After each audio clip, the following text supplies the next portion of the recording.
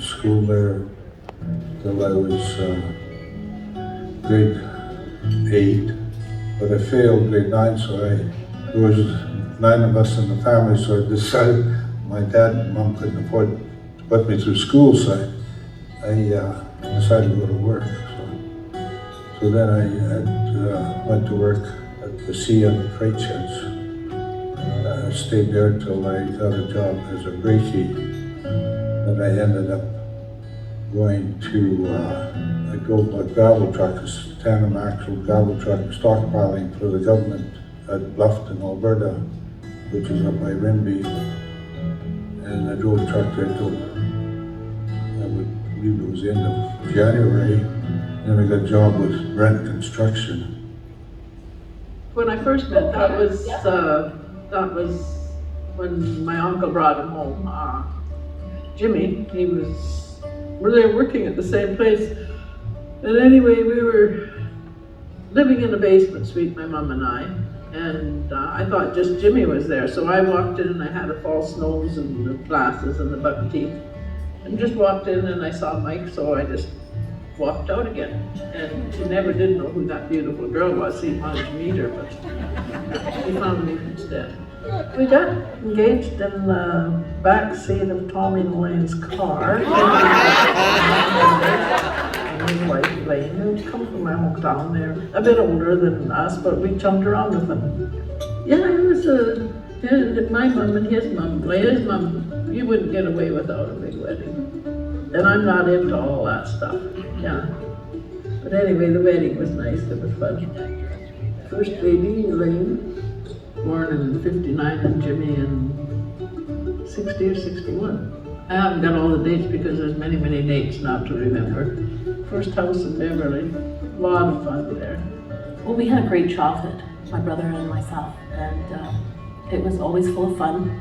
My mom really has been the backbone of our childhood, and we knew we had a dad, of course, and we also know that he worked, and we understood as children that that's what dads do.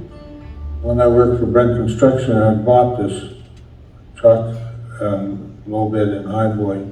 I put a couple drivers on that truck to haul rail ties and rails up at Manning, and made some really good money. So I decided I should go into trucking business.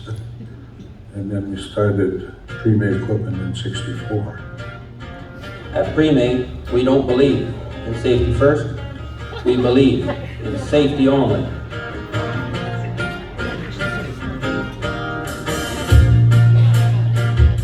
Out there, these vehicles and trailers have to perform without a problem under the worst conditions.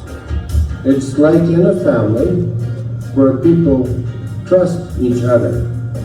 And on this trust, we have built our business. And I am proud to say that our family is still growing.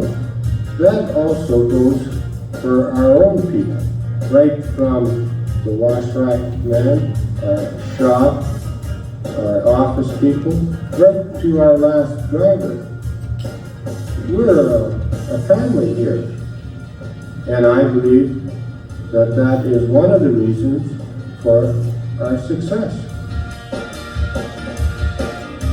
We were running about 14 low bids and hauling equipment for everybody in the country, cats and scrapers and stuff.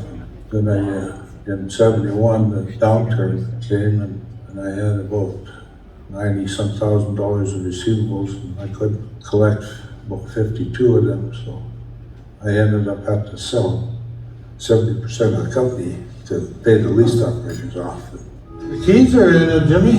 Keys are in it? Yeah, honest.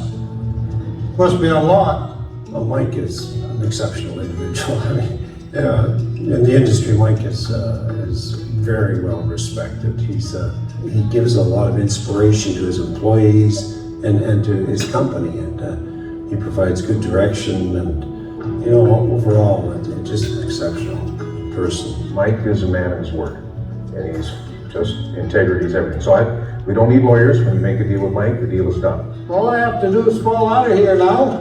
Mike would go to jobs and you know, in the middle of the night and spend hours and hours out there in, you know, minus 30, 35 degree weather, and didn't think too much about it, just the way it was.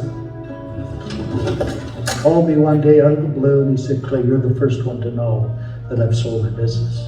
And he was trying to figure out, well, what am I really gonna do? And it wasn't long after that, I heard that he had bought back the small tool rental business that he had sold with his major equipment, trucking business. Mike thought that would be a good fit for his son Jim. So that's how Myshak Sales and Rentals came about. I didn't really want to call it at that time at that, but I talked to my wife and she said, well, why don't you? You know, so that's where we're at today, and we've grown very successfully into what we got today because of our people that we have.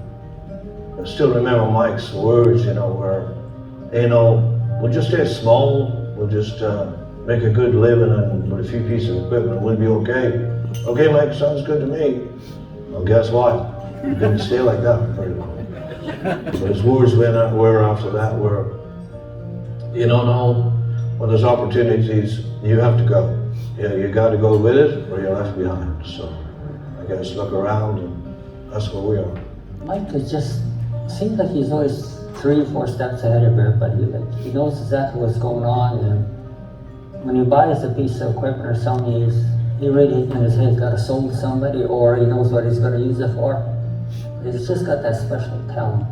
Mike was this type of a person that he had time for everybody.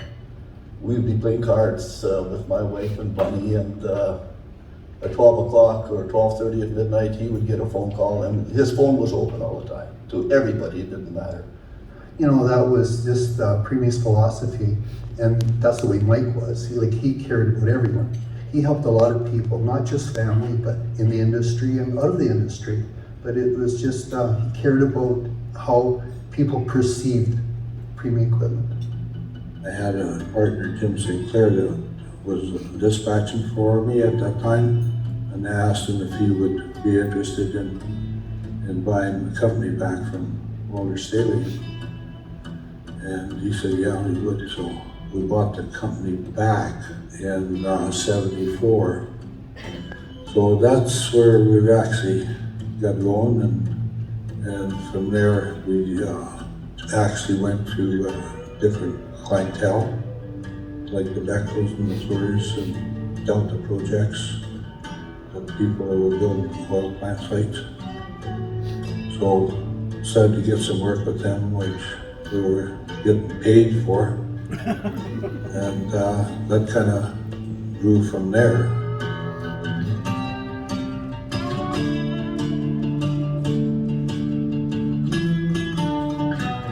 You know, we thought, well, you know what?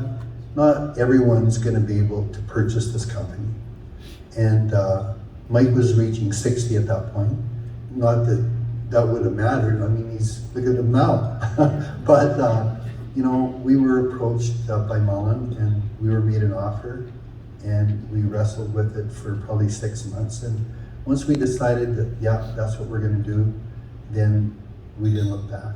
Everybody that's been in the trucking business knew of Premi equipment because of the quality of the equipment and their prestige and the size of the loads that they were hauling. The biggest thing that I've learned about Mike is that Mike is a man of his word, and he's just, integrity is everything. Every deal I've ever done with Mike, and we've bought buildings, I've bought companies from him, I've sold him companies. Everything is always done by handshake, and Mike's word is his bond, and that's a great way to do business. I really admired the way he did things. His trucks were always clean, and whatever he did was perfect.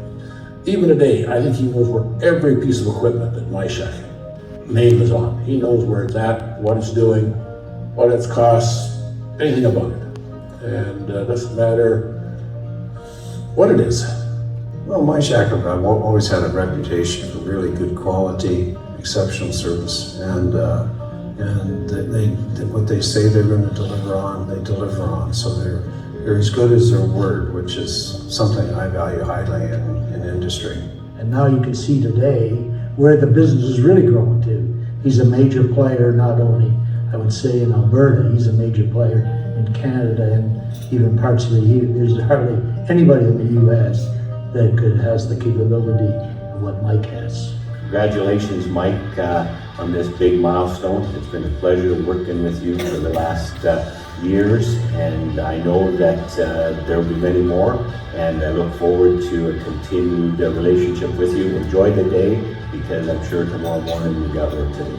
Congratulations, Mike, on being successful in business, but being even more successful as a person and family man.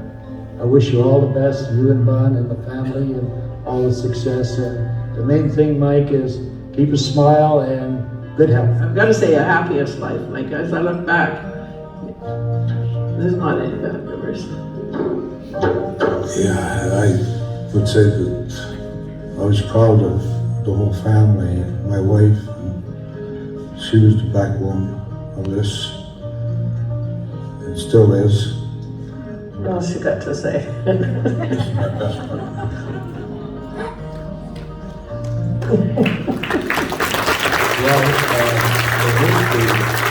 I know Jim will carry this on.